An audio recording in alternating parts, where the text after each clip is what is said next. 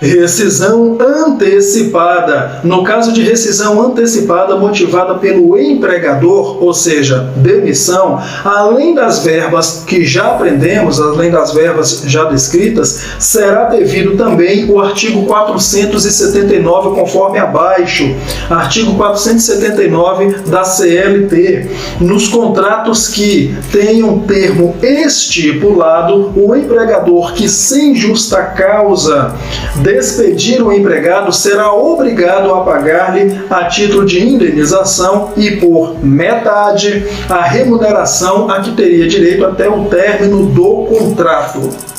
O que esse artigo está dizendo é que o empregador ele não pode mandar embora, sem justa causa, aquele empregado que está dentro do contrato com prazo estipulado para terminar. É isso que significa termo estipulado. Ou seja, o que é termo estipulado? É aquele contrato que tem data de início e data de fim, que tem data de início e data de término. Então, esse empregado que está trabalhando sob esse contrato por prazo determinado, com prazo para iniciar e terminar, ele não pode ser mandado embora antes desse tempo. Por exemplo, aquele contrato de experiência, aquele empregado que está no contrato de experiência. Digamos que esse contrato ele foi por 45 dias, renovado por mais 45. 45 dias podendo ser renovado por mais 45. Então, ele tem que trabalhar exatamente dentro desses 45 dias. Se o empregado for mandado embora antes desse prazo, ele terá direito a 50% de todas as verbas rescisórias que teria com o final do prazo, com o final do contrato, com o final do prazo estipulado para término do contrato. Vou repetir para ficar bem claro na sua mente. O empregador, ele não pode mandar embora aquele funcionário que tem contrato por prazo determinado, aquele contrato que tem termo estipulado, ou seja, data de início e do fim. Caso venha reincidir o contrato por prazo determinado antes desse prazo de término, ele terá que pagar ao empregado, esse empregador terá que pagar ao empregado uma indenização que corresponde a 50% do que o empregado teria direito numa situação normal de término de contrato. Preparei aqui para você um exemplo de cálculo. Aqui eu tenho a fórmula do artigo 479 para casos como esse. Salário mensal dividido por 30 vezes os dias restantes para terminar o contrato por prazo determinado, o contrato de experiência, por exemplo, dividido por 2, que seria 50% desse valor. Por exemplo, olha só, um funcionário com salário de R$3.000 dispensado 10 dias antes do término do contrato. Aí nós temos a fórmula 3.000 dividido por 30, que dá 100. 100 vezes 10, que dá 1.000. 1.000 dividido por 2, que dá 500. Lembrando que aqui eu coloquei o salário, apenas o salário, para exemplificar o cálculo, para que você absorva melhor. Mas não apenas o salário terá essa situação aqui, ou caberá esse cálculo aqui, mas todas as verbas rescisórias que esse funcionário eventualmente possa ter.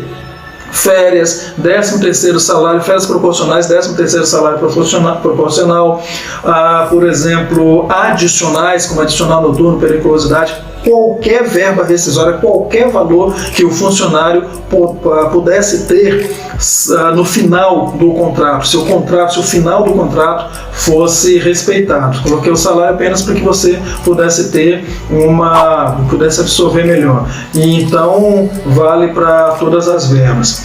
Rescisão antecipada, pedido de demissão. No caso de rescisão de contrato antecipada, motivada pelo empregado, o empregador poderá descontar o artigo 480 e não terá direito ao saque do FGTS. Ou seja, vento que venta lá, venta cá.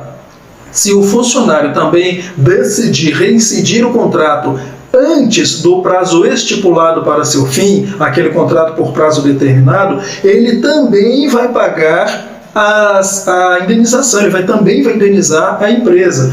O artigo 480 diz o seguinte, olha, havendo termo estipulado, lembrando que termo estipulado é justamente os prazos para o contrato de trabalho. O termo estipulado é justamente aquele contrato que tem data de início e data de fim, é aquele contrato por prazo determinado. Então, havendo termo estipulado, o empregado não poderá se desligar do contrato sem justa causa, sob pena de ser obrigado a indenizar o empregador dos prejuízos que desse fato lhe resultarem. Então você pode ver que essa obrigação ou esse direito cabe tanto a empregador como a empregado. Se o empregado for trabalhar e essa relação de trabalho for através de um contrato por prazo determinado, com termo estipulado, ou seja, com data para término e fim desse contrato,